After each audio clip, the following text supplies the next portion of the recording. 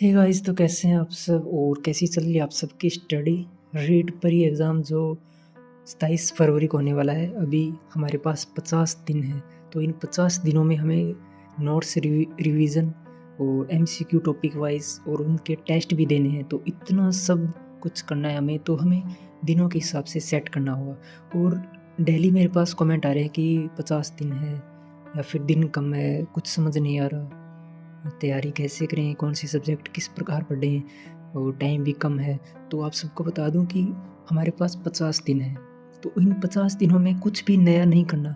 जितना आपने कोर्स कर लिया है, लगभग आपने 70 या 80% कर लिया है, तो अब हमें नई चीज़ों को छोड़कर पुरानी वाली चीज़ों को रिवाइज करना है, उनकी प्रैक्टिस करनी है। और उनके एमसीक्यू क्वेश्चन जो भी आप यूट्यूब पे या फिर कोई बुक्स ले आओ, कोई भी बुक ले आओ, हमारे पास क्वेश्चन होने चाहिए बस, ताकि हमें उनका पता चल जाए कि एग्ज़ाम में किस प्रकार क्वेश्चन आएंगे और पेपर का पैटर्न क्या रहेगा। तो हमें उन क्वेश्चनों को बार बार हल करना है, और जो क्वेश्चन नहीं आ रहे वो हमारे नोट्स में ऐड करने हैं, या फिर हम शॉर्ट नोट्स तैयार कर सकते हैं। और अभी अगर आप सभी सब्जेक्ट नहीं कर सकते, यानी 5 सब्जेक्ट हमारे L1 में, तो फ़िलहाल आप 4 सब्जेक्ट लेके चलें, क्योंकि 4 सब्जेक्ट में भी हमारा सिलेक्शन हो जाता है। तो आप 4 सब्जेक्ट को अच्छे से करें, यानी सुबह का सब्जेक्ट बाँट लें, फिर दोपहर में कौन सा पढ़ना है, शाम को कौन सा पढ़ना है और रात को कौन सा पढ़ना है।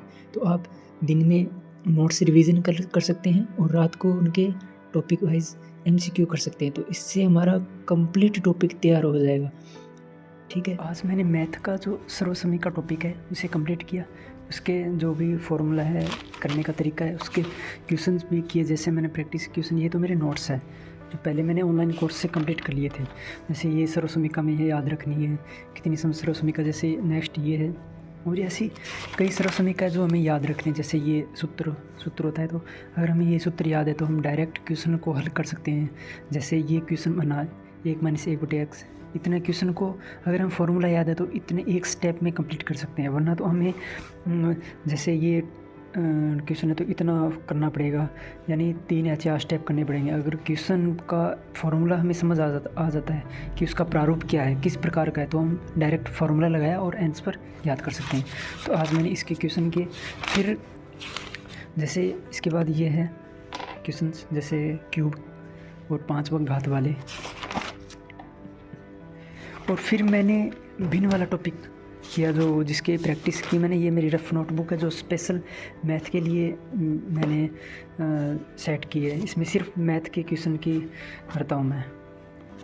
ये पूरी मैथ प्रैक्टिस के लिए सेट कर ली मैंने, दूसरा सब्जेक्ट नहीं करूँगा। और इसमें आज मैंने भिन्न टॉपिक शुरू किया जिसकी मैं प्रैक्टिस कर रहा था। जैसे आप देख सकते हैं, जैसे एक नोट्स की तरह ही मैंने लिख दिया। इसमें कुछ डेफिनेशन है, कोई जैसे पहचान लिखनी हो, जैसे समतुल्य भिन्न को कैसे सेट करें, कैसे हल करें, तो इसके क्वेश्चंस भी हैं।